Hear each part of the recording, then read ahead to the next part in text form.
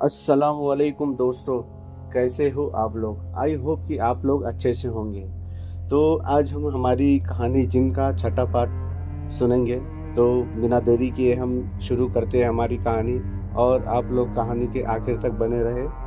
वो काला बिल्ला अकबर के गुस्से से बेनियाज बड़े आराम से दूध पी रहा था, और जब तक इसने दूध का एक एक कतरा भी नहीं चाट लिया, इसने सर उठाकर भी न देखा। अकबर ने आगे बढ़ना चाहा, मगर जैसे इसके कदम जम गए थे। इस वक्त खौफ ना था, शदीद गुस्सा था। वो इस बिल्ले की डटाई पर हैरान था। इसे मालूम था कि अकबर कमरे में आ गया है और 4 कदम के फासले पर है। इसकी दुम पकड़कर घुमा सकता है, मगर इस काले बिल्ले को जरा परवाह ना थी। वो लप लप दूध पिए जा रहा था, और अकबर इसे मारने की शदीद ख्वाहिश के बावजूद आगे नहीं बढ़ पा रहा था। इसके पांव जैसे फर्श से चिपक गए थे। बस ये कुछ लम्हों की बात थी। दूध पीने के बाद इस काले बिल्ले ने एक छलांग लगाई। अब वो अकबर के मुकाबिल था और अपनी लाल लाल आंखों से इसे घूर रहा था। अकबर ने ठोकर मारने के लिए अपनी टांग उठाई और इसे ठोकर मारने ही वाला था कि वो बिल्ला बिजली की तेजी से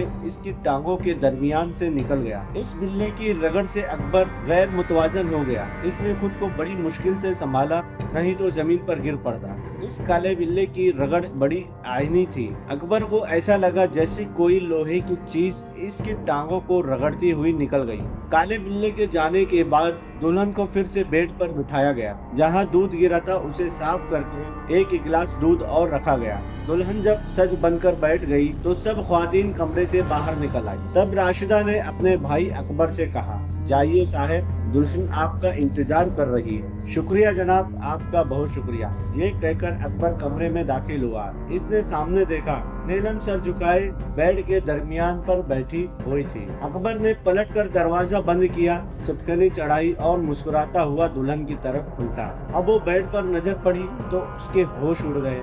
वो होश क्यों न गवाता, बात ही ऐसी थी। इसके सामने एक दुल्हन नहीं, 2 दुल्हनें बैठी थी, और ये दोनों दुल्हनें नीलम हरगिज न थी, कोई खबीस सूरतें थी। ऐसी सूरतें के आदमी देखे तो गिर कर बेहोश हो जाए। वो काली बजंग औरतें थी। दोनों की सूरतें एक जैसी थी। 1 फीट लंबी जबान, एकदम सुर्ख जैसे अभी किसी का खून चाटा हो। लाल जबानें कुत्तों की तरह अंदर बाहर हो रही थी, और जबानों के दाएं बाएं से लंबे लंबे 2 दांत झांक रहे थे। इन औरतों की नाक नहीं थी, नाकों की जगह 2 गहरे सुराख थे। इनकी आंखों में से शोले खारिज हो रहे थे। इस कदर बड़ी और डरावनी आंखें थी कि इनकी तरफ देखा ना जाए, आदमी देखे तो गश्क खाए। दोनों औरतें दुल्हन के रूप में थी। सुर्ख जोड़ा और जेवर से आरास्ता दोनों औरतें एक दूसरे के करीब बैठी थी। इनके चेहरों पर घूंघट ना थे। अकबर को देखकर इन्होंने बड़ी तेजी से अपनी जबानें जल्दी जल्दी अंदर बाहर की, और इस तरह गुर्राती हुई इन्हें जैसे इसे पकड़कर चबा जाएगी। अकबर घबरा कर दरवाजे की तरफ लपका। पलक झपकते में इसने चिटकनी खोली और दरवाजे से निकल गया। यह सब कुछ चंद लम्हे में हो गया। ख्वातीन अभी अपने कमरे में दाखिल हुई थी कि अकबर वहां पहुंच गया। इसने घबराए हुए लहजे में पुकारा, अम्मी। साबिरा ने अकबर की आवाज सुनी तो वो तड़प कर पलटी। इन्होंने देखा कि इनका बेटा अकबर कड़ाके की सर्दी में पसीने में नहाया हुआ है और आंखों से वहशत टपक रही है। इसका सारा जिस्म कांप रहा था। अरे मेरा बेटा, साबिरा ने अकबर को अपने गले से लगाया। क्या हुआ मेरे बेटे को? अकबर अभी कुछ कहने के काबिल ना था। वो जबान से कुछ कहने के लिए मुंह खोलता तो इसकी जबान लड़खड़ा कर रह जाती। किसी ने इसे एक गिलास पानी दिया, जिसे अकबर इस तरह पी गया जैसे बरसों से प्यासा हो। पानी पीकर जब जरा इसकी कुछ हालत सुधरी तो इसने साबिरा से कहा, अम्मी, वहाँ नीलम नहीं है। 2 चुड़ैले बैठी। अकबर, तुझे क्या हो गया है? क्या बकवास कर रहा है? साबिरा ने अकबर को तेज नजरों से देखते हुए कहा, अम्मी, मैं सच कह रहा हूँ, वहाँ नीलम नहीं है। वहाँ 2 खौफनाक औरतें बैठी है।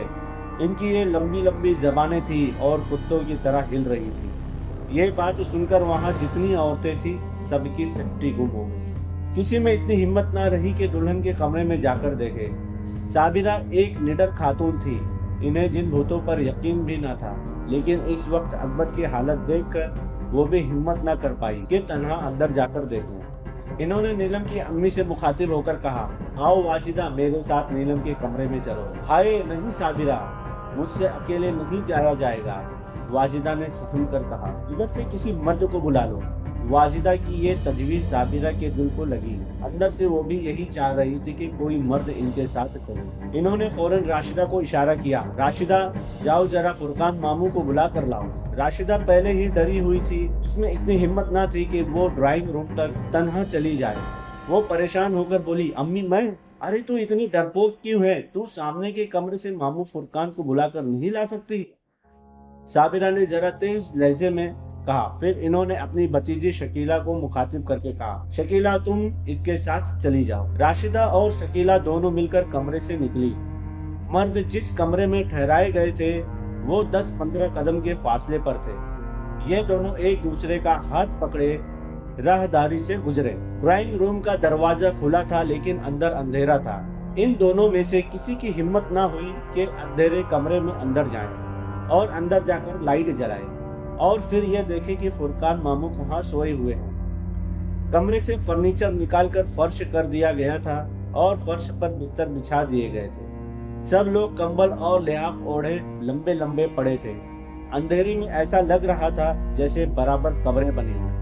شکیلہ اندر تو اندھیرا ہے، اندر کیسے جائے؟ راشدہ نے کہا۔ تجھے معلوم ہے لائٹ کا سوئچ کہاں ہے؟ شکیلہ نے پوچھا۔ نہیں مجھے نہیں معلوم، راشدہ نے جواب دیا۔ فرقان ماموں دروازے کے نزدیک ہی سوئے ہوئے تھے۔ ابھی وہ پوری طرح سو نہ پائے تھے کہ ان لڑکیوں کی آوازیں سن کر ان کی آنکھ کھل گئی۔ انہوں نے اپنے چہرے سے لحاف ہٹایا تو دیکھا دروازے میں راشدہ اور شکیلہ کھڑی ہیں۔ وہ فوراً اٹھ کر بیٹھ گئے۔ بھائی کیا ہوا؟ ماموں فرقان کی اچانک آواز سن کر لڑکیاں اور ڈر گئی۔ وہ ایک دوسرے کے قریب ہو گئی۔ راشدہ خیریت تو ہے؟ فرقان ماموں لحاف سے نکلتے ہوئے بولے۔ فرقان ماموں جلدی چلیے، آپ کو امی نے بلایا ہے، راشدہ نے جلدی سے کہا۔ اچھا چلو، کہاں ہے تمہاری امی؟ فرقان ماموں نے کمرے سے نکلتے ہوئے کہا۔ ماموں فرقان جب راشدہ اور شکیلہ کے ساتھ خواتین کے کمرے میں پہنچے تو انہیں احساس ہوا کہ معاملہ کچھ سنگین ہے۔ ساری خواتین کے چہروں پر ہوائیاں اڑی ہوئی تھی۔ پھر سب سے عجیب بات یہ تھی کہ دلہا میاں بھی ان خواتین کے درمیان موجود تھے، جبکہ انہیں یہاں نہیں ہونا چاہیے تھا۔ ماموں فرقان کو دیکھ کر سب کے چہروں پر ایک اطمینان کی لہر ابھری۔ اکبر کیا ہوا؟ ماموں فرقان نے براہ راست اکبر سے سوال کیا۔ ماموں اسے ہم لوگ ابھی دلہن کے کمرے میں چھوڑ کر آئے تھے مگر یہ وہاں سے ڈر کر آ گیا ہے، جواب صابرہ نے دیا۔ وہ کیوں؟ ماموں فرقان نے حیران ہو کر پوچھا۔ ماموں وہاں نیلم نہیں ہے اس مرتبہ، اکبر بولا ہمت کر کر۔ یہ کیا کہہ رہے ہو تم؟ ماموں فرقان پریشان ہو گئے۔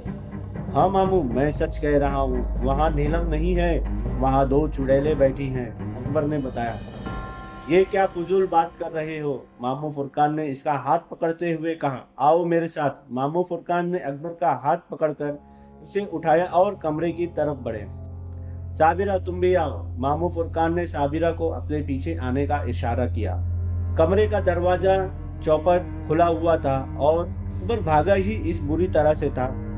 فرقان ماموں نے اکبر کو پیچھے کیا اور خود آگے بڑھے۔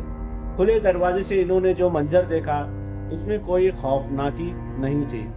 نیلم بیڈ پر بیٹھی تھی۔ یہ اور بات ہے کہ اس کا سر جھکا ہوا نہ تھا، اٹھا ہوا تھا اور اس کی نظریں دروازے پر تھی۔ دروازے پر فرقان ماموں کو دیکھ کر نیلم نے سر جھکایا اور سمٹ سکڑ کر بیٹھ گئی۔ اکبر یہاں تو کچھ نہیں، فرقان ماموں نے پلٹ کر اکبر سے کہا اور اس کا ہاتھ پکڑ کر اپنی طرف کھینچا۔ وہ دونوں کمرے میں داخل ہوئے، پیچھے صابرہ تھی۔ انہوں نے کمرے میں داخل ہو کر سب سے پہلے نیلم کو دیکھا۔ بیڈ پر بیٹھ کر صابرہ نے نیلم کا ذرا سا گھونگھٹ ہٹا کر اس کا چہرہ دیکھا۔ گھونگھٹ کے اندر نیلم ہی تھی۔ وہ صابرہ کو دیکھ کر مسکرائی۔ صابرہ نے محسوس کیا کہ نیلم کی آنکھوں میں کچھ فکر مندی موجود ہے۔ صابرہ نے نیلم کو قریب کر کے اس کا سر اپنے کندھے سے لگا لیا اور پیار سے بولی، میری بچی۔ صابرہ کو نیلم سے باتیں کرتے دیکھ فرقان ماموں اکبر کو اپنے ساتھ لے کر کمرے سے نکل گئے تاکہ وہ اطمینان سے باتیں کر سکے۔ خالہ انہیں کیا ہوا تھا؟ نیلم نے دونوں کے باہر نکلتے ہی صابرہ سے سوال کیا۔ صابرہ نیلم کا سوال سن کر عجیب الجھن میں پڑ گئی۔ ان کی سمجھ میں نہ آیا کہ کیا جواب دے۔ یہ کمرے میں آ کر کیوں بھاگ گئے تھے؟ نیلم نے اپنے سوال کی وضاحت کی۔ اس سوال کا جواب صابرہ کے پاس تھا لیکن وہ خاموش رہی، نہیں چاہتی تھی کہ نیلم کو حقیقت بتا کر किसी दहशत में मुबतला करो। अगर दोनों ही दहशत ज़दा हो गए तो फिर इस सुनहरी रात का सत्यानाश हो जाएगा। इसे कोई गलत फहमी हो गई थी। साबिरा ने असल बात को गोल कर दिया। अच्छा ठीक है, नीलम ने ये कहकर खामोशी इख्तियार कर ली। साबिरा ने खुदा का शुक्र अदा किया कि नीलम ने इस सिलसिले में मजीद सवालात नहीं किए। मामू फुरकान और अकबर के निकलने के बाद कमरे में ख्वातीन की यलगार हो गई। वाजिदा कुछ पूछना चाह रही थी, लेकिन साबिरा ने अपने होठों पर उंगली रखकर इन्हें खामोश कर दिया। सब ख्वातीन समझ गई कि यहाँ नीलम के सामने कोई बात नहीं करनी। थोड़ी देर के बाद दुल्हन का कमरा खाली कर दिया गया। अकबर को एक मर्तबा फिर कमरे में जाने का वीजा मिल गया। वो धड़कते दिल के साथ कमरे में दाखिल हुआ। चंद लम्हे वो दरवाजे पर खड़ा रहा। नीलम इसकी आंखों के सामने सर झुकाए बैठी थी। इसके अलावा कमरे में कोई न था। अपनी धड़कन पर काबू पाते हुए इसने दरवाजा बंद किया। अभी वो दरवाजे की चटकने चढ़ा ही रहा था कि इसके कानों में मियाऊं की आवाज आई। अकबर चटकनी चढ़ाते चढ़ाते फौरन रुक गया। इसने पलट कर देखा, इसे कमरे में कुछ नजर न आया। कमरे में ज्यादा सामान न था। बेड के दोनों तरफ साइड टेबलें थी, एक ड्रेसिंग टेबल थी, बाकी कोई ऐसा सामान न था जिसके पीछे वो गायब हो सकता। अकबर ने पूरा कमरा खंगाल डाला, मगर इसे वो कहीं नजर न आया। फिर मियाँ की आवाज कहाँ से आई थी? इसने सोचा ये इसका वहम होगा। ये सोचकर इसने फिर दरवाजा बंद करना चाहा। अभी इसका हाथ चटकनी पर ही था, इसे फिर मियाँ की आवाज सुनाई। इस मर्तबा इसे ये आवाज अपने कदमों के नीचे से सुनाई दी थी। वो उछलकर पीछे हटा। फिर इसने चारों तरफ तेजी से घूम कर देखा, इसे वो कहीं नजर न आया। नीलम अपनी जगह बैठी बैठी परेशान हो रही थी। इसकी समझ में नहीं आ रहा था कि इसका शौहर इसकी तरफ आने के बजाय कोने बचालों में क्या देखता फिर रहा है। इसका जी चाह के इससे पूछे, मगर फिर शर्म माने आ गई। वो दुल्हन थी, वो बातचीत में पहल कैसे करती। इधर अकबर की परेशानी बढ़ती जा रही थी। फिर अकबर नीलम के बेड के नजदीक आया। इसने जरा सा झुककर नीलम से पूछा, नीलम क्या तुमने कोई आवाज सुनी? ये वो पहला मुकालमा था जो अकबर को अपनी नई नवेली दुल्हन से बोलना पड़ा। इस रात के इसने कैसे कैसे ख्वाब देखे थे, जाने क्या क्या सोचा था। यूं कमरे में दाखिल होगा, यूं इसके सामने खड़ा होगा, सलाम करेगा, फिर बेड पर बैठेगा, धीरे से आहिस्ता आहिस्ता इसका घूंघट उठाएगा, इन लफ्जों में इसके हुस्न की तारीफ करेगा। वो लफ्ज भी इसने सोच लिए थे। फिर मुंह दिखाई में सोने की एक खूबसूरत अंगूठी देगा, इसमें एक नन्हा सा हीरा होगा। लेकिन सारे प्लान धरे रह गए। सुहाग रात ख्वाब रात बन गई। ऐसा भयानक ख्वाब जिसने जिस्म में सर्दी की लहर दौड़ा दी थी। कैसी आवाज? नीलम ने सर झुकाकर धीरे से पूछा। इसी वक्त मियाँ की आवाज आई। इस मर्तबा ये आवाज बेड के नीचे से आती हुई महसूस हुई थी।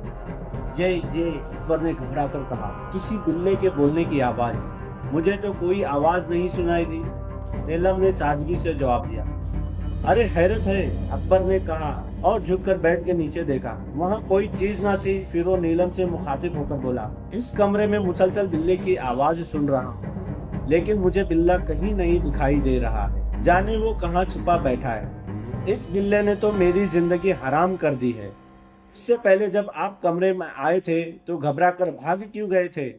इस वक्त क्या हुआ था आपको? नीलम ने अपना चेहरा ऊपर उठाकर अकबर को देखा। उसकी तीखी नजरों में बड़ा शिकवा था। वो उस वक्त ये कहते हुए उसने नीलम के चेहरे पर नजर डाली। साबिरा ने अकबर को मना कर दिया था कि वो दुल्हन को कुछ न बताए, ख्वामखा वो डरेगी। अभी वो सोच ही रहा था कि इससे क्या कहे। इसका चेहरा देखकर एक मर्तबा फिर उसके जिस्म में कपकपी दौड़ गई।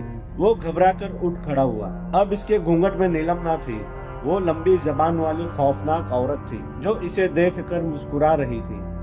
अकबर के लिए अब इस कमरे में ठहरना मुमकिन न था। वो एक मर्तबा फिर सर पर पांव रखकर भागा। इस मर्तबा औरतों की तरफ न गया।